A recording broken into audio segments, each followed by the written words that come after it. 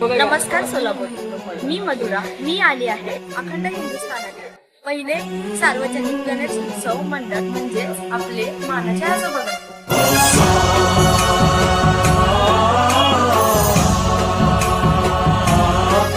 सोलापूर जिल्ह्यातील देशातील पहिला सार्वजनिक गणपती म्हणजे आजोबा गणपती. आजोबा गणपतीची स्थापना 1886 ला झाली. त्यानंतर 7 वर्षांनी लोकमान्य टिळकांनी सार्वजनिक स्वरूपाच्या गणपतीचं प्रतिष्ठापना पुणे, मुंबई, ठाणे या ठिकाणी प्रारंभ केला. ब्रिटिश काळामध्ये सुद्धा असं होणं शक्य नव्हतं, कारण एकत्र येणं म्हणजे एक राजकीय पद्धतीचा गुन्हा व्हायचा.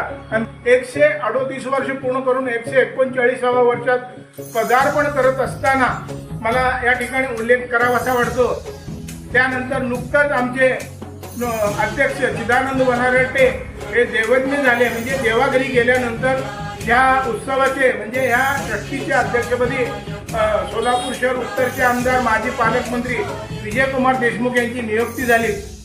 मला हे आजोबा गणपती 4 वेशीमधलं तुळजापूर वेस, कुंभार वेस, बाळी वेस, त्यावेळी एवढं छोटंसं सोलापूर शहर होतं. आणि त्या सोलापूर शहरामध्ये हा आजोबा गणपतीची स्थापना व्हायची. कुराडपेठ हे स्वातंत्र्य सैनिकाची भूमी. अभिमानानं सांगतो की आजोबा गणपती हे इको फ्रेंडली गणपती यासाठी आहे. जवळजवळ 140 वर्ष या गणपतीला झालेलं आहे. आणि ते ही तिसरी मूर्ती जेव्हा सिद्धेश्वर मंदिरचं कळस बांधत होते त्यावेळेस केरळामधनं जे कलाकार आले त्या कलाकारांच्या माध्यमातून ही मूर्ती निर्माण झाली.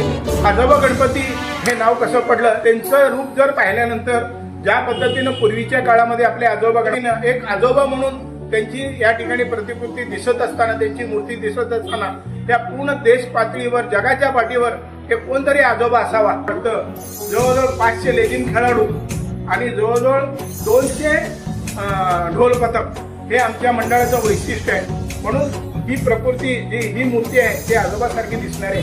म्हणून मला उल्लेख करावा असा वाटतो की आपण सर्वजण इथं येऊन त्या आजोबा गणपतीचं अनुभव घ्यावं.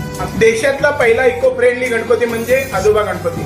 आजोबा गणपती करत असताना त्यामध्ये वापरलेले वस्तू म्हणजे खळ, पुट्टा, पोस्टर, कामठ्या हे सगळ्यांचा उपयोग करून वापर करून डिंक याचा वापर करून त्यावेळेस जे चुंचुक्याचं पीठ असायचं त्यापासून हे लेप निर्माण करून ही गणपती तयार झाली. म्हणून ही गणपती इको फ्रेंडली गणपती म्हणलं तर काही वावगं ठरणार नाही. विसर्जनाच्या दिवशी आमचे जे अध्यक्ष असतील त्यांनाच हा मान आहे.